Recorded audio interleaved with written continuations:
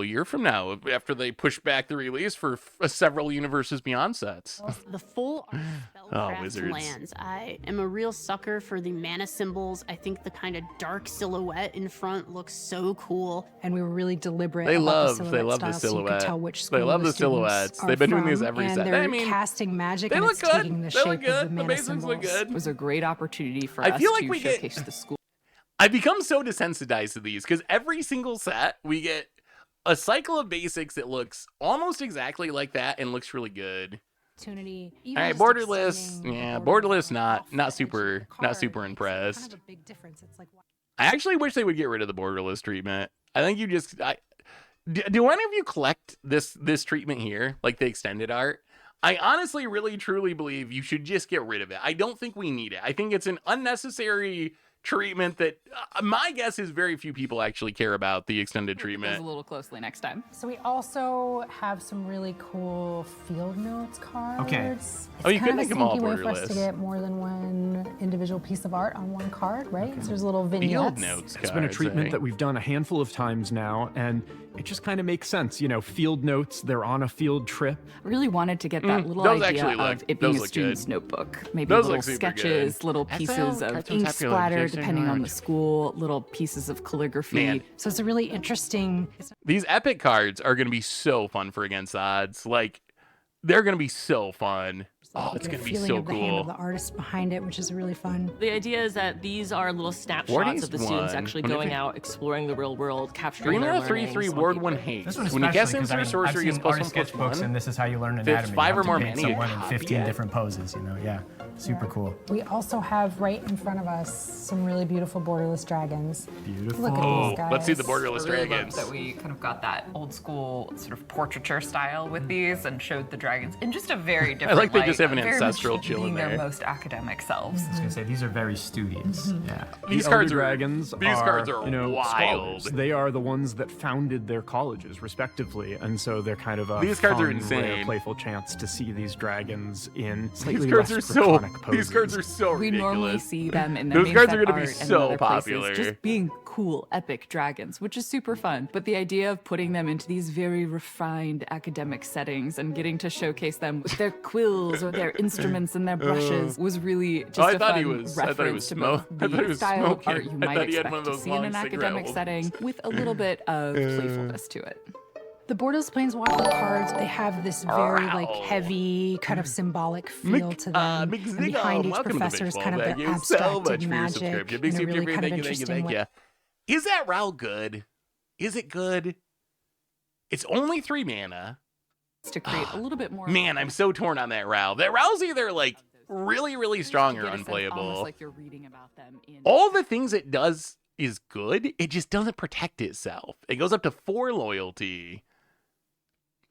The other one, the Golgarian one, The same excitement. Mystical new Archives cast of spells Reprieve. that people will get to discover, but that treatment was so incredible that we knew we needed to go back and do it again. It was really an opportunity. Oh, we gotta have the. for There's us got to to be the bring back Japanese ones something too, that right? Was There's got to one of be. my favorite parts about the original set. The art style is phenomenal. Mystical and Archives are it's one of the such a best parts. beautiful illuminated Oh, manuscript. wait. That really Oh, I evokes thought that might have this been the sense of artist. grandeur Where's the and faithless? The history and faithless past. looting. We need Also the that faithless strange, looting. magical, esoteric. We need the aspect faithless to looting it. back. And the story ties so well to the set Giant because growth. of the idea behind the Mystical Archives cards is that you're seeing.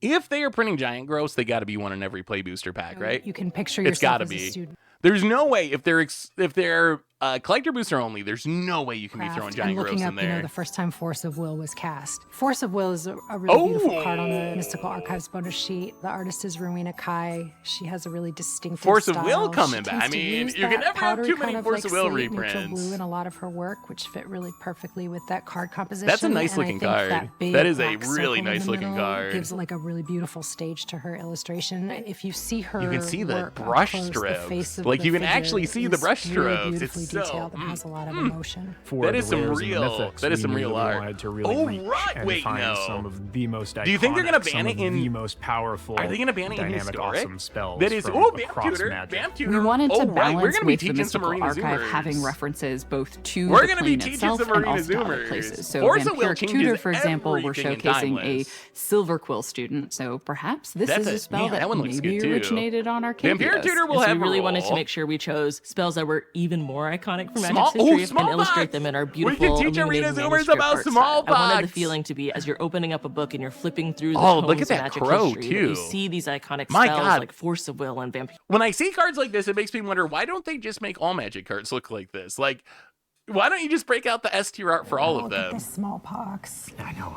It's so awesome. Yeah, because you That have art this is like figure that's like completely dimensional. You can see spectacular. his claws and see his hands, and then over It's top of so- it you have it's these so like circles, good. which aren't kind of anything real necessarily, but like lend this kind of symbology to it, which makes is it gonna feel like be- it has even more meaning. Sure. So we have the whole Mystical Archives bonus sheet. So and impactful on Arena. version, which is like goes Oh, even Japanese. deeper. Sure. That one in particular is another version of Smallpox, and Let's see the we really get to Japanese. play with artists in their unique style. So this is an artist that draws everything as cats, and so it's really okay, fun to okay. just kind of send them a concept and know that I'm. I don't know gonna why get that's back a some sort of smallpox, cat. but okay, You sure. got a very sure. similar art description from this card, but she draws cats. That's what you get. And are all the artists that work on the Japanese Mystical Archive Wow. Japanese? Yeah, Look we at that have a disdainful art director in stroke. Tokyo, Wow, who look at works that with us all the reprieve. time, Yuki Koizumi. He's a total Oh my rock star. God. And we The also Japanese work with a reprieve Japanese looks agency called Kogodo. amazing. They help us out a lot. That one They're looks real super experts, cool. yeah. The Vamp Are you a Tutor. cat Oh my person, God. Daniel? I'm more Oh, of a they dog look person, so but this art is good. pretty sweet. I'm a smallpox person. Yeah, these are righteous. It's immediately evocative. Like, these are obviously part of the Japanese tradition, especially some of these. We also have a third style there, so Okay. it's the Japanese Mystical Archive, but with a special foil treatment over the Oh. top. So this is actually our Silver Scroll foil. It's actually a brand new Eclipse Silver treatment, different than the Scroll previous foil. foil etch treatment that you saw in original Strixhaven. It's a little bit reminiscent of the gilded frames that we saw in Streets of New Capenna, but these are especially gorgeous. There are 10 Borderless special guest cards in the set. This was kind of a meta idea that we had. Sylvan so Library, each of these okay, special guest okay. cards, you'll have a professor teaching their students. Sylvan and they Library are is a good casting reprint. lesson Still a in good magic, commander And card. the idea was that the magic that they're casting is visually represented in the style Yes, of that's the way Mystical cooler than I was Archives. expecting. So, for example, with Sylvan Library, we see a Witherbloom professor teaching these students in the midst of a much more outdoorsy academic setting than you might expect to see, but that really conveys both the thing that the students are learning about as well as the type of school that they're part of. Thank you all so much for joining me. I learned a ton. We made a great mess of the table in the Wow. best way possible. But yeah, this was a delight to speak with all of you.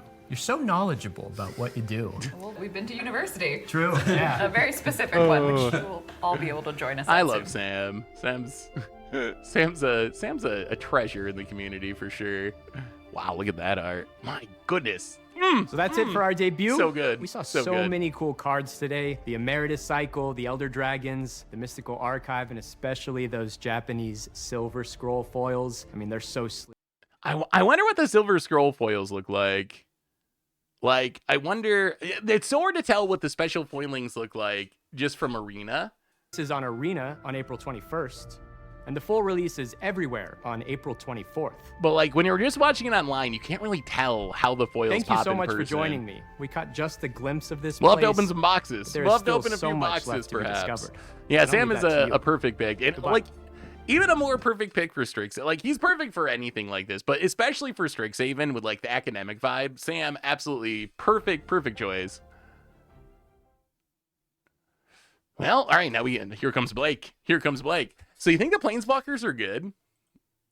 I am torn. Oh, whoa. No sound. Blake, I was gonna, we're starting soon again. Technology. I was gonna give Blake a pretty good tier list ranking there, but no sound. This Planeswalker, I think, Professor Adelian Fell,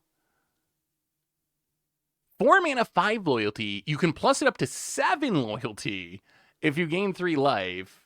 Draw a card and lose life for 0. Stays at 5, that's good. -3 destroy a creature, literally Ob Nixilis, but for 1 less mana to cast it.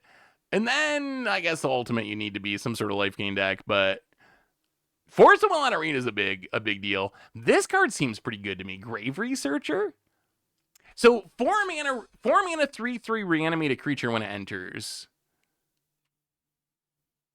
That's got to be insane, right? Like, is that not a good card? 4 mana for a 3/3 creature that when it enters, you literally just cast Reanimate. that has to be great. And then its other ability, at the beginning of your upkeep, Surveil 1. Then if there are 3 more creature cards in your graveyard, it becomes prepared. So then you can just reanimate every single... Oh, it doesn't enter prepared. You're right. MTG after show Oh. for Secrets of Strixhaven. Oh, that's way worse. Strixhaven has so many more. That's way secrets worse. to plumb. Okay, yeah. Then Yeah, I'm a we're gonna lot stick lower on around it here now. for, another For some 45 reason, I was minutes to an thinking that they hour. all We're would gonna enter dive prepared, deeper but that into one does mechanics, not. Into different treatments. So you have to into wait just a some cool turn. cards. We're going to talk about cards you've seen. We are going to reveal new preview cards throughout this next hour. And to do all of that, we have 2 of the brilliant minds behind Secrets of Strixhaven, who you may recognize from the video you just watched. So we've got Athena and Reggie here. Welcome, you two. Yeah, how was watching yourselves on screen? Just I mean, some of A them. little traumatizing, but really wonderful. Maybe It's the exciting mythic to see cycle everything enters. put Well, together this one about enters such a beautiful prepared. package. This random 2-drop real common quick, enters what were each of your prepared. roles on the set? But then it Yeah, has so a I'm 5 Athena Phillip. I mana work draw as executive producer 2 on as the its set, kinda leading the set as its from initial spell development to ability, which final is delivery. very And I was one of the set overcosted. design leads on the game design. Cool. All right. So these are the people to tell us all. So how does prepared work? So prepared works very simply. The prepared creatures, if they are prepared, you can cast their spell side, cast a copy of their spell side, and then the creature becomes unprepared, and you'll have to prepare it again if you want to cast the spell side. Some of them enter prepared, like this random common landscape painter. It just enters prepared, which means whenever you want to, at sorcery speed, because timing rules still apply, you can pay 5 and draw 2 cards, and then you won't be able to use that again unless you find a way to prepare the creature. There is some random colorless creature somewhere that, like, when it enters, you can prepare something. Some of them prepare themselves, like the mythic. This one, it enters prepared, so you can just immediately pay 1 mana Ancestor Recall. But that's how prepare works. Ooh, Abigail. You've seen before, although Abigail. you'll notice 3 that mana, 2/3, flying. Whenever you cast a creature spell, it becomes prepared. So it prepares pretty easily. And then it has Heroic Stanza. Sorcery speed, put a plus. No, that seems not great. You can blink them, yes. If it's something that enters prepared, you could blink and have it come back. So Abigail, it prepares very easily. All you got to do is cast a creature spell. So you're going to very easily be able to prepare this. The downside is its actual spell mode. 2 mana to put a single +1/+1 counter at something at sorcery speed. Not an especially strong one. So Abigail's going to be very easy to prepare, but it's not going to do a whole lot. I mean, and honestly, since I've been playing Draft more, a card like this actually might be kind of relevant in Limited. That's where, like, you have this mana sink, you cast a creature, put a counter on something. Like, it's a card that probably could be relevant in Limited to some extent, but for Constructed, they're limited archetypes, especially. there ain't no And way. We're going to see a little bit more about that, but Silverquill really enjoys targeting creatures with spells. Oh, right. The silver, that also makes sense. The silver kill mechanic is kind of like a commit a crime thing whenever you target a creature with an instant or sorcery spell. So if you have those, this gives you a repeatable way that you can target things to trigger your other Silverquill stuff. Being on cards and Prepare should be 0 mana here. That would actually be interesting. It would be interesting if it was 0 mana. At 2 mana, it's just hard for me to imagine doing it much outside of Draft. And even then, I don't even know if I do it much. And now my creature gets to cast We it, also as have I do. Uncommon Legends again. There's going to be some deep cuts on these spells too. Like some of them, Ancestral Recall, not a deep cut. Is but, Heroic Stance an but actual some of these, spell? I love going along and being like, oh yeah, that was like a common trick back in the day that we all remember. All right, speaking of remembering things from the past, that's my fantastic transition into Kirill History Buff. Cruel History Buff. So we have a 2 mana 2/3, so fine stats, Vampire Cleric. Whenever one or more cards leave your graveyard, it becomes prepared, and then its spell ability, Pack a Punch, 3 mana sorcery, mill a card, put 2 +1/+1 counters on target creature. It gains tramples. So I think these are just like signpost uncommons. Like, this is another one. It's hard for me to see anyone playing this in Constructed. I think this is another limited only card. Like, yeah, its spell mode being sorcery means you can't do cool tricks in combat. It prepares, like, if you build your deck around it, it prepares easily. But again, kind of like the Abigail, you just don't get that much value out of preparing it. Athena, do you have a favorite of the students? Every prepared card is a real one, so really? I don't know. Perhaps your next one. Where's Heroic Stanza from? Lewin, Exchange Student, is our next. I don't think they are all real, because Heroic now Stand through is it, not that showing can cast up. Pest Friend, which is Pest a Friend's great not name showing for up. a So all the spell modes are not actual real Reggie, spells. A walk lot us of through this these one. are actually just made up Kinda spells. One. So Cube Luin Draft should be enters going live prepared, so anytime you if can it's just not cast already. Pest Friend right away. I thought they which said today, is pretty right? nice. So it should be And live. then If it you actually update your has an client activated now, I would ability expect. Luin, 4 mana for a 3/4 Legendary Elf Druid. It enters prepared. Whenever you exile a card from your graveyard, it becomes prepared only as a sorcery. And then for 1 black mana, you can cast Pest Friend to create a 1/1 black and green pest creature token. Wait, exile a card from a graveyard. Huh. Wait, wouldn't this mean if you have a graveyard full of cards, this is just pay 1 mana to make a 1/1 pest as many times as you want? Am I understanding this? Oh, it's a creature card from your grave. So you need a graveyard full of creature cards in specific. This seems like the best of these uncommon ones. This actually, I can imagine a deck like some sort of, you know what this seems kind of insane with? It seems kind of insane with Insidious Roots. With Insidious Roots, not only are you making these pests, your pests will tap for mana because of Insidious Roots, and every creature you exile to Luin from your graveyard will make a plant token with Insidious Roots. So this seems like a really, really sweet Insidious Roots. It is 4 mana. It is 4 mana. I don't want to get too excited about a 4-drop in Standard because Standard's so fast, but the synergies actually seem very, very good with Insidious Roots, and it's in the right colors. Pretty adorable. This one actually seems, this one's worth I keeping do- in mind. This one's worth so keeping in I kind mind. of asked about it in the last one too, Reggie, but this The one first two, has- the this first one two of the enters cycle, prepared, it has that those do not activated seem very ability. good. When you were figuring out how these prepared creatures become prepared, was there a place you started, or was it just tweaking and seeing what felt right for the card? Do you think Yeah, Wizards I tested mean, these? I think what you'll see the most, Did you test especially them? at low rarities, are things that enter prepared and then, have medium to expensive spells that they're casting. And Yeah. then they play a little more like mechanics that we've seen, kind of like a monstrosity or an exhaust ability.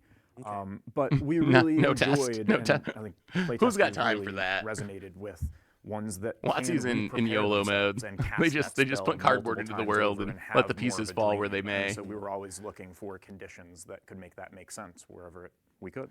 All right. Why test when you let's can just see ban our stuff? Next student here, Sanar. All right, did this dude finally get a good card? Because his Lauren Eclipse card, my God, it is like one of the worst rares I've seen in a long time. Sanar, the annoying unfinished genius. 2 mana for a 0/4. It enters prepared. Tap it to make a treasure token. Activate only if you've cast an instant or a sorcery spell this turn. That's actually kind of a good ability. And then it's adventure mode. It's prepared mode. It's spell mode. Wild idea, 5 mana sorcery. Search your library for an instant or sorcery card, reveal it, put it in your hand, and then shuffle. Huh. Well, it's better than his Lorwyn Eclipse card. I will give him that. It is better than the Lorwyn Eclipse card. So this one, you're not going to be able to easily prepare it again. There are other cards that let you prepare things, so maybe even 2-card combo to prepare it again. So this is going to be a one-shot. So essentially, you get a mana dork in a spell. I actually think the mana dork mode is the most exciting part, right? Like, the mana dork mode is the most exciting part, where this is just a mana dork that makes a treasure every turn, as long as you've cast a spell. That actually seems pretty strong. Like, a 2-drop that's just tap, make a treasure when you're doing what your deck wanted to do anyway. And then in the late game, you can cash in those treasures and 2-drop the best instant or sorcery in your deck. It actually seems, it's a solid little value-y card. And you get a 0/4. You get a 0/4, like a good blocker. Badger Mole Cub ain't getting through that. At least until a Boar Raid comes around. Then it probably is. But Tam, Observe It Sequencer. 4 mana for a 4/3. Landfall. Oh, God. Landfall. It becomes prepared. 2 mana. You draw a card and gain a... Oh, no. 2 mana, draw a card, gain a life. Oh, okay, this is probably safe, right? This one's probably safe for Standard. It's probably a good commander card in like a Tethyova deck or something. But in Standard, it is, well, we're in Badger Mole Cub Standard. And then you play like an extra land. We have Ice Till Explorer. So you land drop, and then you use the land to like draw a card and make another. Okay, this card actually might be. I don't know. I'm torn on this one. How good do you think Tam is? How good is Tam? It is very Simic. This is another. It is sorcery speed as well. This one's. It's just a very Simic landfall. Ooh. With making Oh, there we go. In other ways, Reggie. Right, so like I was saying, we have a lot of these creatures Enters at low rarity untapped. that just enter prepared. Pay once. 3. And so, you know, Tap they enter it, prepared, target you creature cast their becomes spell, prepared. And then they're just a creature. But Is paying we wanted to kind of play around 4 with it, and there are a couple of different ways that you can. Is paying 4 to prepare a creature going to be worth it? It really depends on the prepared ability. It's pretty sweet.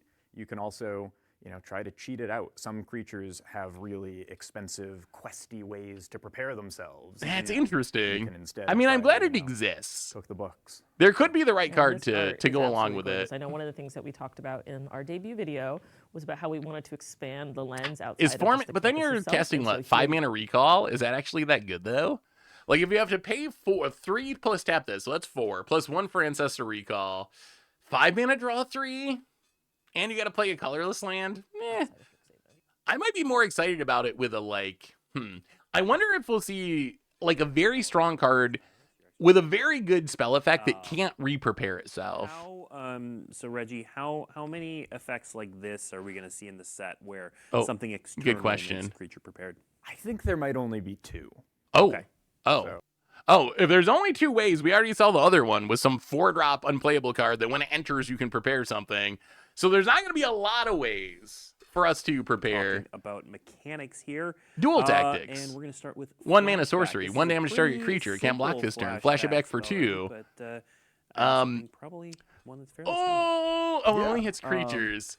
It reminds me of Geist Flame. I think it's called Geist Flame from original Innistrad There's block. a reason we go to that well. And it was like one time and one time again mana for as, 1 you know, damage and then flashback for deciduous sampling, 5. Or in this case, as a more robust mechanic in the The set can't block proper. mode. The You can't block really mode is actually enjoy kind of how it nice. plays and Like ties if you're a in red with aggro deck, both only hits creatures and though. sorceries I don't know. I matter could see this being broadly. It playable is if you 2 care. instants and sorceries to cast. Also, remember, this is 2 spells in 1. So if you're playing Slick Shot Show Off or other things that just trigger based on how many spells you cast, this is technically 3 mana, trigger Slick Shot twice or whatever, and get 2 blockers out of the way, maybe kill a mana dork or something. I think this card's better than, within the context of like a spell slinger prowess style deck, this card's probably better than you think it is pretty at first powerful. glance. Sometimes you can double up to try to deal 2 damage to the same creature. Sometimes you want You to play make the 2 land different in things Blue under Control with the block, Emeritus as a or maybe finisher. wanna keep it up You and prepare leave if you the don't threat cast anything there. during opponent's You're turn. scared to play a 1 toughness creature, or Yeah, I guess that would be a good shell for it. Like, if you're a deck that already wants to be leaving up mana for other reasons during your opponent's turn, and then that's your mana sink if you don't need to do the other thing, that actually makes a lot of It's sense. really fun. It's really powerful. It feels like something that feels. Is he dropping his little cube there? What is happening in this art? Also, he's doing the YouTube thumbnail face. He's got the open mouth. You got to do that for your thumbnail, right? He's prepared. He's got the thumbnail face.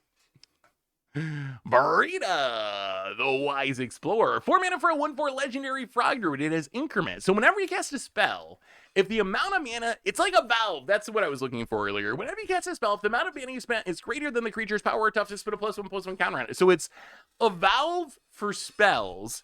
Whenever 1 or more +1/+1 counters are put on it, add 1 mana of any color.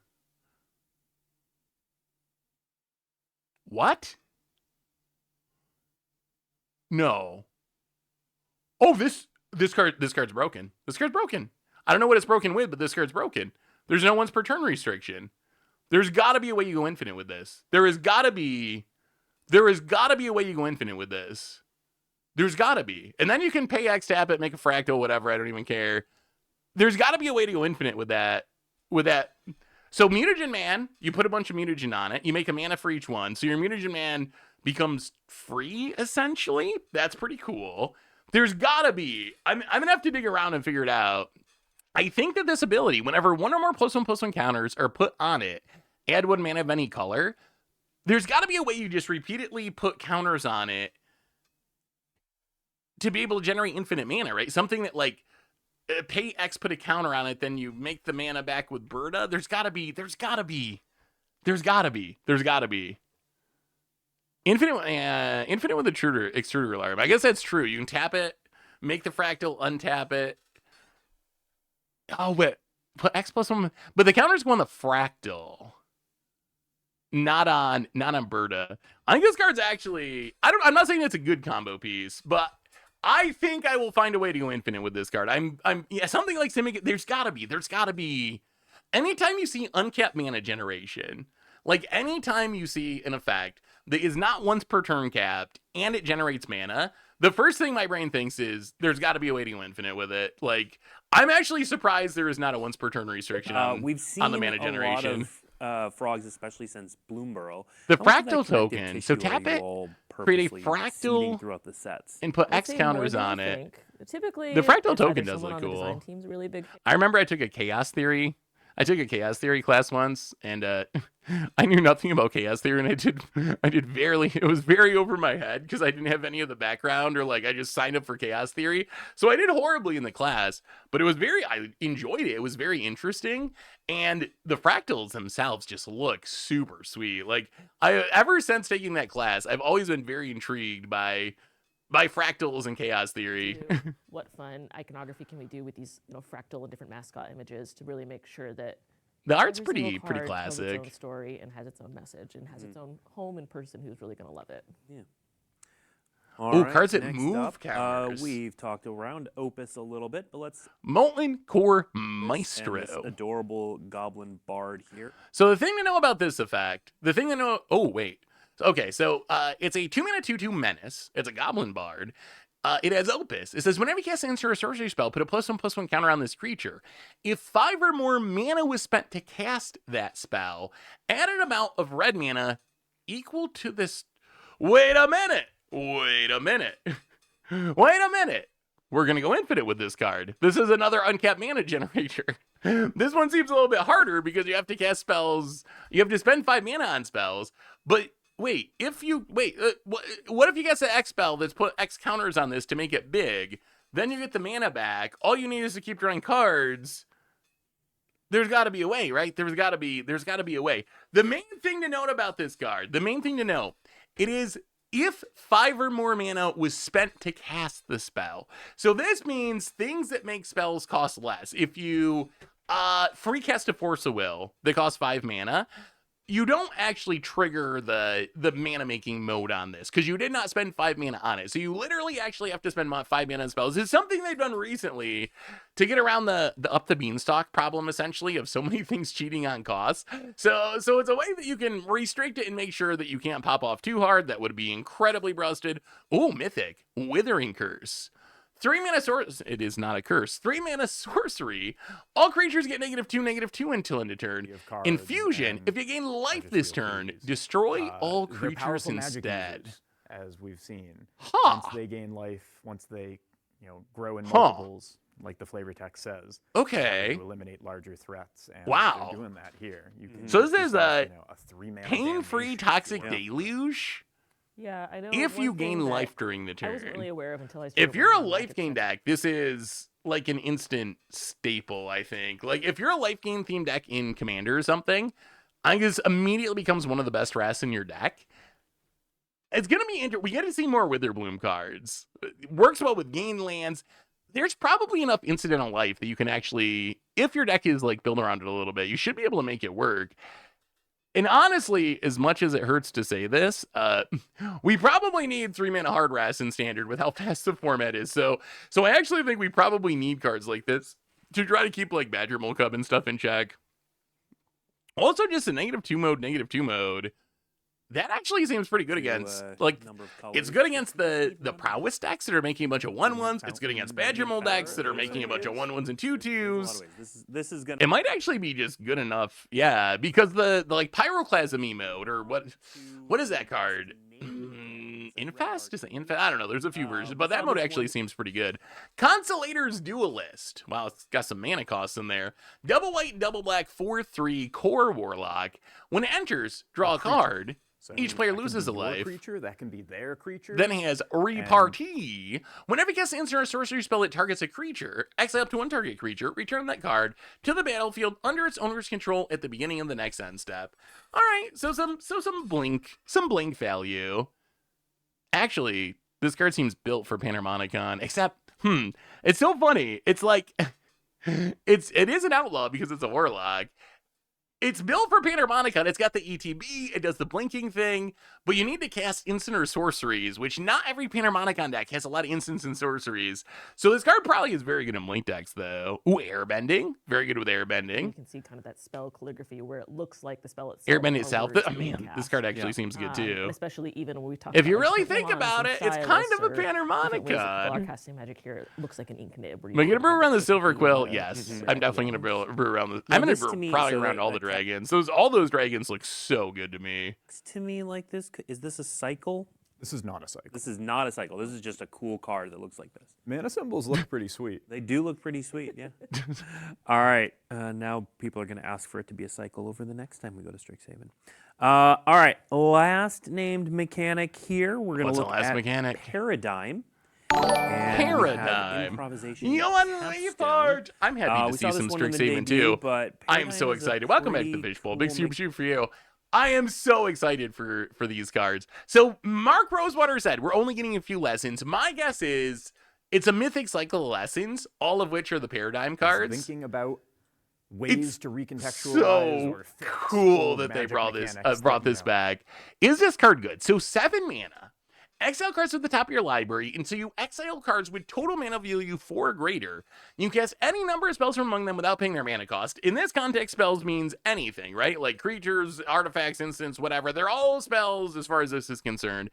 And then you exile the spell, and after you first then exile the spell. After you first resolve a spell with this name, you may cast a copy of it from exile without paying its mana cost at the beginning of each of your first main phases. So it's literally epic, but on your first main phase, you have to resolve the first one, right?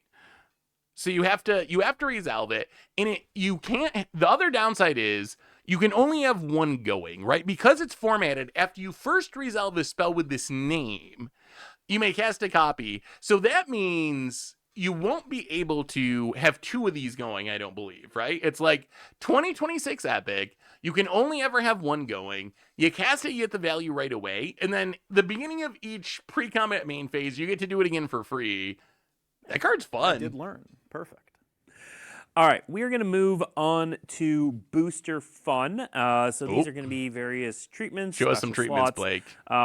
Really just cool cards. And these are the special guests. Are the special guests. Are any of these relevant? Library of Lang, interesting. I guess it has library in it. So typically, when we Adrix and Niv, I think, is new to Arena. Spells from throughout Magic's history. Archaeomancer probably combos with something. And kind of put them in their own unique style. Actually, honestly, I've been very high on this set. I think these special guests kind of suck. So far, I've loved basically everything they've shown off about the set. Does this not seem like kind of a weak crop of special guests? I guess there's also Sylvan Library that we saw earlier, which is one of the chase ones. But outside of Sylvan Library, like, Archaeomancer sees a little play, but it's a common. Archmage Emeritus, I guess, in Spellslinger. Murmuring Mystic, not great. Haruspex, there's other versions. Dualcaster Mate, I guess he's a little commander play. Magus the Library doesn't see play. Cody, kind of a meme commander. Library of Lang, no one plays.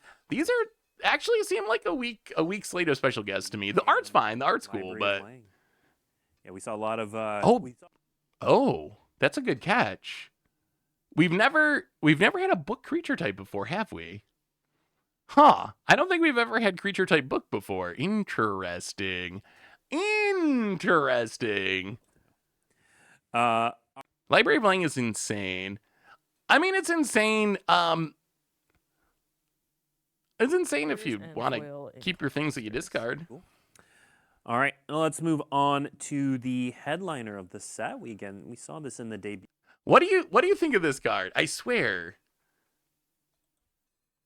This looks exactly like Textless Tidings to me. Like the border. Like, see that Tidings there? I don't know why it won't stay big, but like it's like the player reward. It's like the player reward Tidings, right? It's like almost exactly literally the player reward Tidings is the border. It doesn't, I don't know if it's making me feel nostalgic for player reward cards or if it just kind of looks, I don't know if it looks good for a headliner. I don't know. What would you grade this? Scale of 1 to 10. Scale of 1 to 10. They call it a throwback frame? Yep. I also use a similar frame. All right, so there are a bunch of different versions of Emeritus of Ideation, so let's pull those all up. Next slide. There we go. Okay, so Athena, right, normal, where can you extended find border. each of these different versions? So your main set you'll be able to find in play boosters, and then your extended frame and headliner will be collector booster exclusives. Very cool. I hate extended frame. I hate it. Hate it. Get rid of it, Wizards. Is this part of a cycle? Get rid of it. It's so lazy. It's so lazy. There are 5 Emeritus. make a real card. Across the 5 colors, like the paradigm. Have they explained the mechanics of this card? Yeah, so the way that Prepare works is you play Emeritus of Ideation, it enters prepared. As long as it's prepared, at any time you could legally cast it, you can pay a mana and cast a copy of Ancestral Recall. When you cast the spell side, the creature becomes unprepared, which means if you want to do it another time, you're going to need to prepare it again. You can attack with it, exile 8 cards that will prepare it again. There's also, I think they said, 2 cards in the set that let you prepare something else. We saw one was a land that's pay 3, tap it, make something prepared. So essentially that's how Prepare works. Cards. So this is Professor Delian Fell. I think this card might be good. About the borderless treatment. Yes, and not this all is of them just a enter gorgeous prepared. treatment. Not all of Very them do. stylistic, Some of them you have reminiscent to of wait. the There's a Living reanimate Switch one styles, the that same does that not we enter use for the prepared. Mystical Archive, but brought to life on a creature spell. I feel like this. Creature spell, a planeswalker I feel like this spell. card's good. I think these are just beautiful and wonderful. You hit to the look ultimate at. in I've one seen some foil turn. versions in person where it just kind of glints off the card. It generates card. It's Like always fun to be able to do. this was if it was 10 years ago. If it was 10 years ago, this would be exactly the card we're doing. Like this is exactly how all the planeswalkers work. It does exactly what you want. It draws you cards with its 0. It blows something up. It's got an emblem that wins you the game. Like this is very much a mid 2010s planeswalker. Just like. They went in a time portal and went back to 2016 and designed a planeswalker just like no static ability, none of that stuff. This is very much like a 2016 planeswalker. Planeswalker is a bunch in standard. I think over the it past could see couple of play. years. After we desparked a lot of planeswalkers in March of the Machine. I mean, worst case, 4 mana blow up a creature is a lot, but that's fine. Like, if you're behind on board, it blows something up. If you're about to die, you can gain 3 life. If you're ahead on board, you can draw cards to push your advantage. And then the emblem probably wins you the game eventually. Static abilities on planeswalkers and making them It's like a little mid-rangey, more and remember too that we think that Golgarian there's still a time and Strixhaven a is place very for life those, gain but focused. We even we saw were like also excited- their mascot, headliner, uncommon or whatever, is essentially a Johnny's Pride Man Golgari, but at 3 mana. So I think the life gain stuff will make a lot more sense within the context of what Witherbloom is doing. Do I like it better than Ral? I'm so torn on Ral. I gotta think more about Ral. Ral, so the upside of Ral is only 3 mana. That's good. That's very good. It's got 4 abilities, also good. My big concern, so +1 Surveil 2, sure, but it only goes to 4 loyalty. -1, any number of target players discard a card, kind of like a Liliana, but you don't have to target yourself. -2, reanimate something, mana value 3 or less. That might be the big calling card on this one, is play that. And then the ultimate, probably going to win you the game. My concern is just, oh, man, these cards are insane. Talk about the dragons.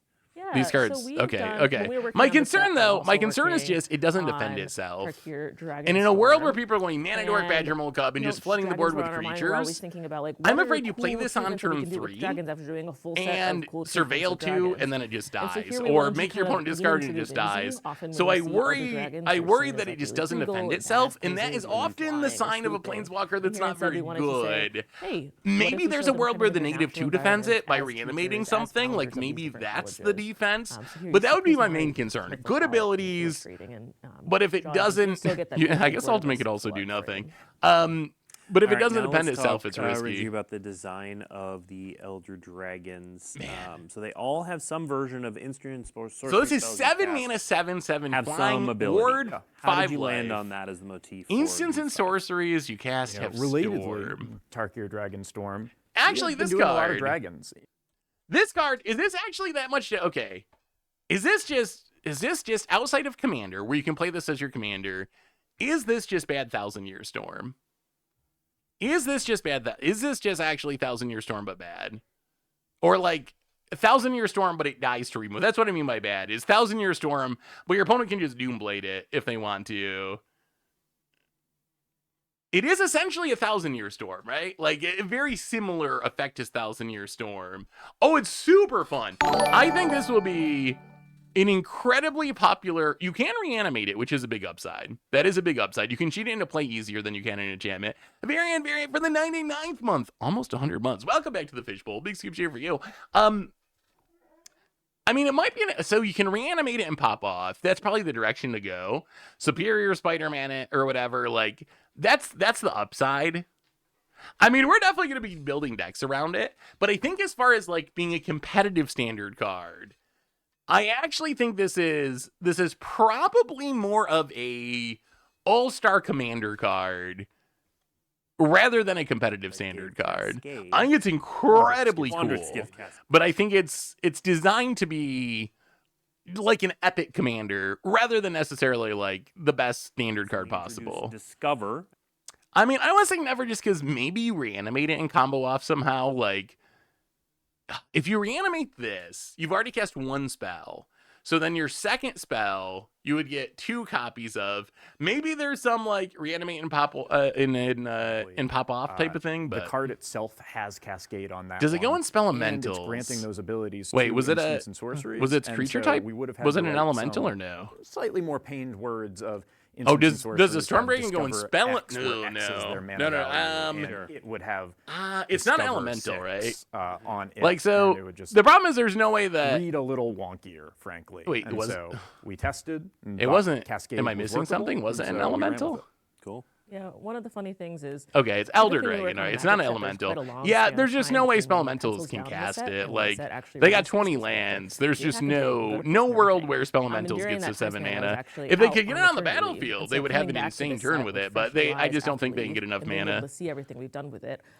It's just been really wonderful to see what a true love letter this has been to Magic. There are so many different homages to Magic's history, whether The other dragons. Archive, whether through Witherbloom. spells. Witherbloom's probably but very also good in just standard, truly or with things potentially like good that in and the different standard. dragons have shown Affinity different for mechanics creatures throughout means Magic's even though it's history, 8 you can mana, live the dream in so it's many often going different to be way ways. cheaper. All right. Let's move on to our next treatment, which is a familiar but very fun one. Field notes. So. Oh, we already saw this. Okay, this is the same card.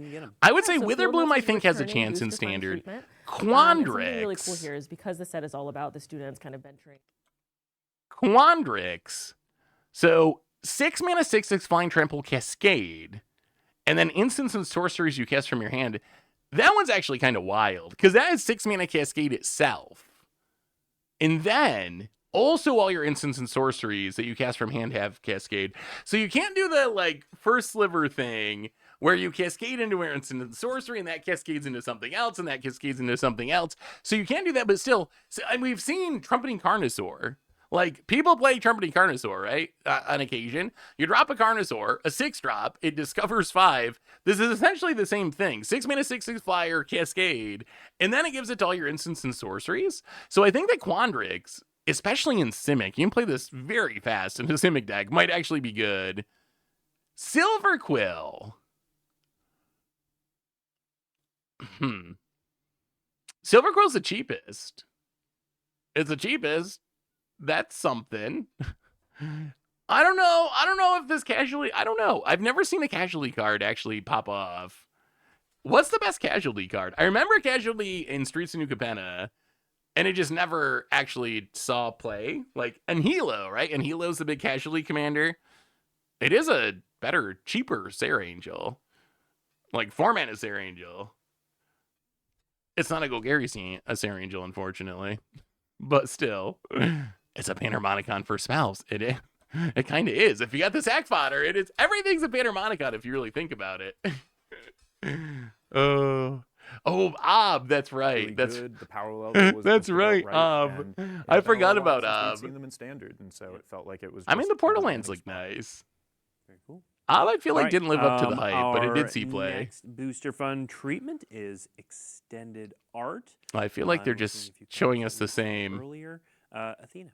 The same cards we've seen before. Find these in collector boosters. I still think these two are.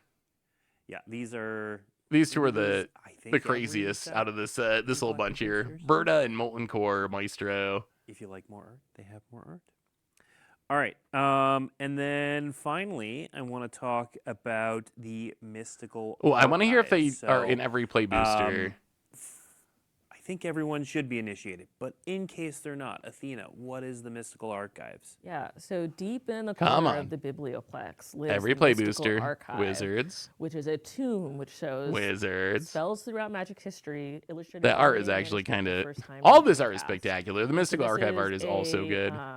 Bonus sheet, so it'll be one in every pack, Oh. where you can open it up and you'll be able to Oh. cast these spells Oh, in limited oh, oh, formats. oh, and oh, really kind oh! All right, all right. of really is. You get All to play the right, game with Wizards. spells Well that done, you never really Wizards. thought you'd be able to cast before. I mean, and then you can I add don't them want to to give them your too collection later credit, and make them too into much your credit, because they took away a lot of stuff from Fast Facts. But Mystical Archives how are going to be often, one in where every are you gonna pack, be even seeing in these? play boosters. So you the can play English them in version of the Mystical limited. Archive- So the upside of that is awesome for limited, awesome for just people buying play boosters. The only downside is it does mean there's going to be deduces and so forth, with a focus on cheaper cards along with the Force of Wills and so forth. So they're not all going to be bangers, but I am very glad that they're doing one in every pack. That made me a little salty that they've And been then we pulling have so this much value out of play beautiful Silver Scroll boosters. foil Mystical Archive, which is our collector booster exclusive. I imagine you're not going to be able to get the Japanese ones. I think that's fine, though.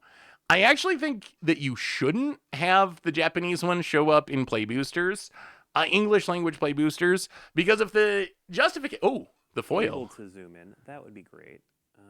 Oh, that foil. Okay. Beauty Before Death. Oh, it does kind of remind me of the Streets of New Capenna, or yes, the New Capenna treatment a little bit. Here is the Vampiric Tutor.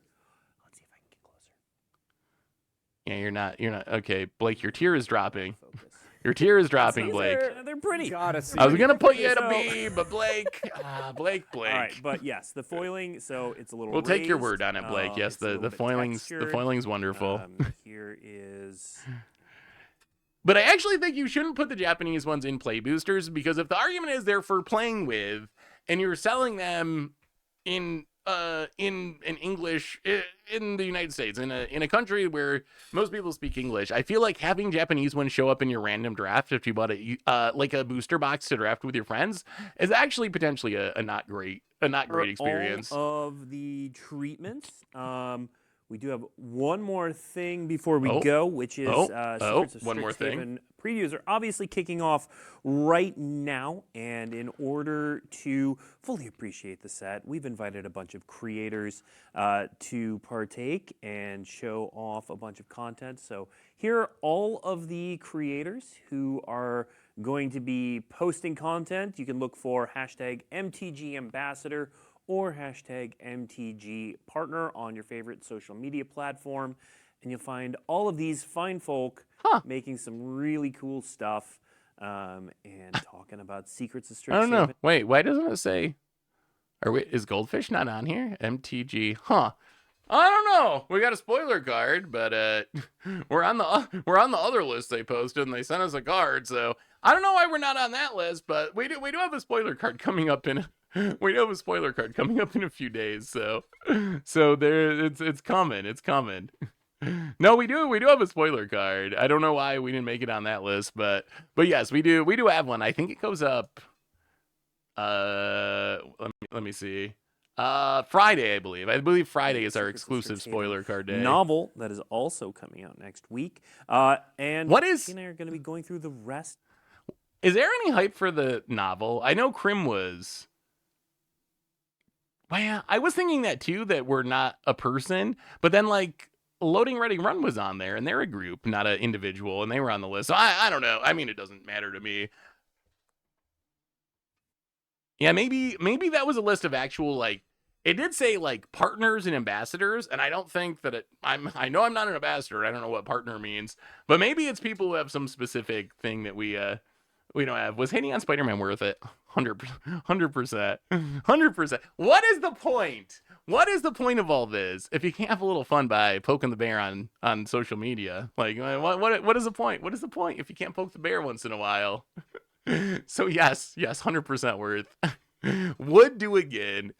Anyway, those are our spoilers. So I'm gonna go make a spoiler video in a minute, but let's wrap this up. And I gotta say, my initial impression of this set is really strong. Like, I actually think the power level of this set is very, very high. There are several cards already that I've seen that I think, like, this might pop off and be a combo piece. Even, like, this thing's kind of wild. Whenever he has to insert a sorcery, target player mills 3, and if it's expensive, they mill 10. Like, these cards are really, really good. They synergize with spells, which tend to be very powerful. The mechanics are cool, like Epic coming back. The special treatments look good. The art is good. The planeswalkers are intriguing. Plus, you get all the nostalgia of, like, oh, it's Ancestor Recall. Oh, it's a Secret Rendezvous. Oh, it's a Reanimate, of these, like, iconic spells coming back in a weird way, but still coming back for the first time in a long time. And you get the Mystical Archives, and you get the amazing Japanese Mystical Archive art. So this set, so far, looks like a home run to me. It absolutely looks like a home run. Wall of Chaos, almost the 10-year anniversary. I am also very excited for this set. Wow, that is right. Wall of Chaos, you are the longest sub on the channel at this point. You are 1 month ahead of the Mike Arnold. You are the only two that are in the running. Everyone else is like 6 months behind you two. You will be the first person to get a 10-year resub if you sub for 1 more month, which is absolutely mind-blowing. 10-year resub coming up next month. We need a reward for Wall of Chaos. I don't even know what it can be, but there's gotta be something. No showcase. Yeah. There's not a showcase frame. Oh, no. There is field notes. Where are they? There is a field notes. I think they said on 10 cards. There is a field notes treatment that looks like Adventures in Forgotten Realm, I want to say, was the set that kind of looked like that. So there. I don't know why it's on the site yet, but yes. We'll make a Wall of Chaos emote. That's a good idea. Anyway, everyone, I believe that brings us to the end of our stream for today. So I'm going to do a spoiler video. Keep an eye out for that on the YouTubes, and I'm going to be doing spoiler videos all this week. There is so... Oh, wait, no. No, wait. Oh, 112. No, right. You have a few more. You have a few more months. My bad. I'm not Quandrix. Reminders on the way out the door. Replay YouTube for the old streams. Normal YouTube. Check out the spoiler videos in the bracket. One more shout out to our sponsor, Card Kingdom. If you need some magic cards, get them at cardkingdom.com/MTGGoldfish. Most importantly, thank you to all of you. You are amazing and you are awesome. And I love y'all. And I hope you have an amazing day. Enjoy the spoilers. Enjoy the new set. Are you doing a Vegas playmat this year? We're talking about doing a new playmat. It's not going to be before Vegas, though. But there is a new playmat that's coming up. So anyway, everyone, be good. I love y'all. And I will talk to you soon.